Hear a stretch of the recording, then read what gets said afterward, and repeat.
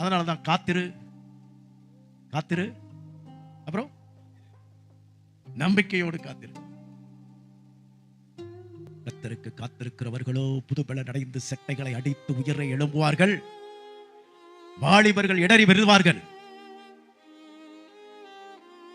ஆனால் தேவனுக்கு காத்திருக்கிறவர்கள் என்ன செய்வார்களா? புது பலன் அடைவார்கள், உயிரை எழும்புவார்கள். அவர்கள் சோர்ந்து போக மாட்டார்கள். ஏன்னா அங்கேயே வசனம் சொல்லுது, அவர் சோர்ந்து போகிறவனுக்கு பலன் கொடுத்து சத்துவம் இல்லாதவனுக்கு சத்துவத்தை பெருக பண்ணுகிறவர். இது எப்போ? அவரை சார்ந்து கொள்ளும் பொழுது, அவர் சமூகத்திற்குள் ஓடி ஒளிந்து கொள்ளும் பொழுது.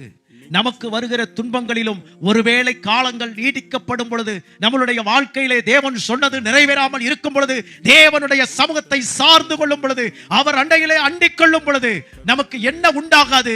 வேதனை உண்டாகாது, நஷ்டம் உண்டாகாது, செய்கூலி உண்டாகாது, சேதாரம் உண்டாகாது.